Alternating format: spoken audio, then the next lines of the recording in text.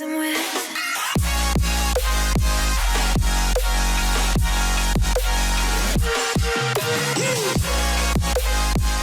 Hey guys, welcome to the channel. Enjoy the video, and if you would like to see this kind of analysis live or in uncut full version, make sure to head over to my Twitch account where I do all these analysis live on stream. You can check the description and you will find the link there. You can hit the follow button there and you can ask me questions as I analyze things, so it's much easier for me to answer your questions, and it's much more interesting this way. So now enjoy the video, enjoy the highlight, and see you on stream soon. So this is second map of best of 5 final on IEM Summer. OG Gambit and XL had pretty 60 decide here, so let's see what he did. He's a long player generally, one of those pistol rounds where I just, yeah.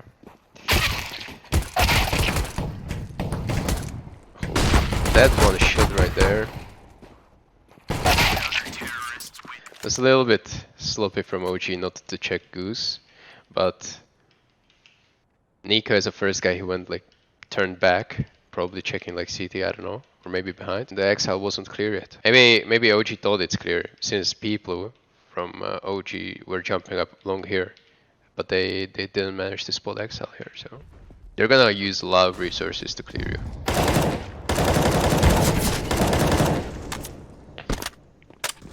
Yeah, I just got a flank timing right there. As soon as they started releasing nades is probably the timing when they will commit. XL spamming all his nades from safe position. If they ever popped, he had a pretty good chance of surviving just by retreating.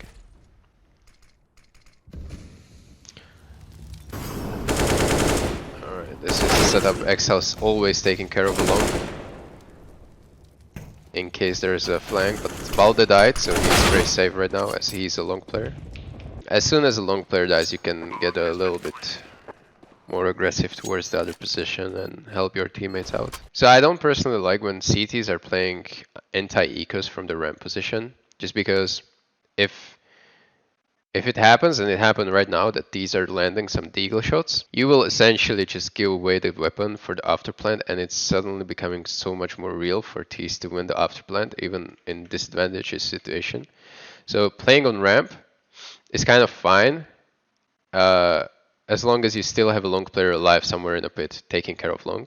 XL decided to take long over Hobbit, even if Hobbit had a better spawn, but it's pretty safe. This long take was pretty safe since he didn't commit to the long house peak. He just molded behind the blue and Hobbit threw the smoke inside long blue, so long house. So it's okay to give up spawn this way. You don't always need to use it for cross, but you can always. And if XL spots them right now in the Xbox, it's gonna be real close. Yeah, he spots them. They know it's B split.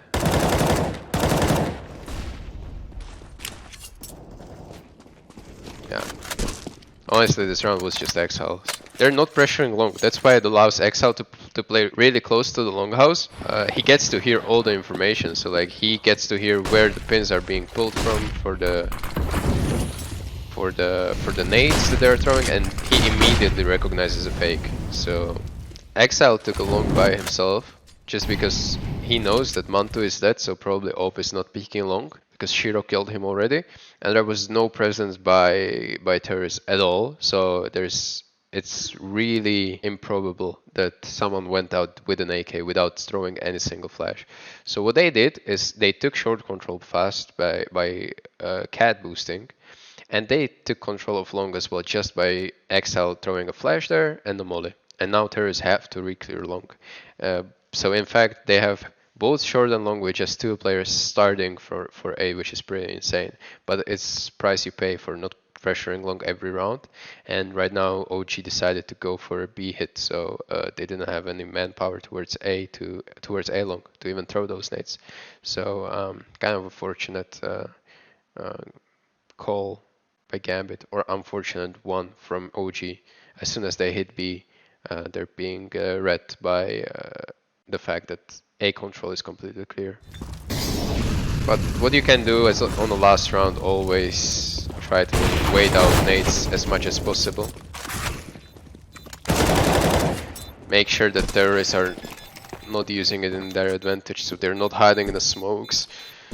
They didn't block off choke points with a smoke or molly, and then you can retake pretty easily, especially 2v5 like that. So why didn't OG go long is just probably a game plan that was just not well executed. I think they were trying, only success that OG had on this CT side was B split or B splits in general. And that's, I mean, they only got 3 rounds, but in those rounds they had a chance at least to convert those rounds. As soon as they went short, they got shut down. So once they just went fully B, they got shut down by both Nafani and Inters. And long was just not used at all by OG. And this is something probably that if they ever rematch, let's say in IEM Cologne, if they end up in the same group or opening match and they get to play Dust2, I'm pretty sure OG will change things up and they will use long more often because this is clearly not working. I feel like Dust2 is the only map in the pool where you can literally solo win.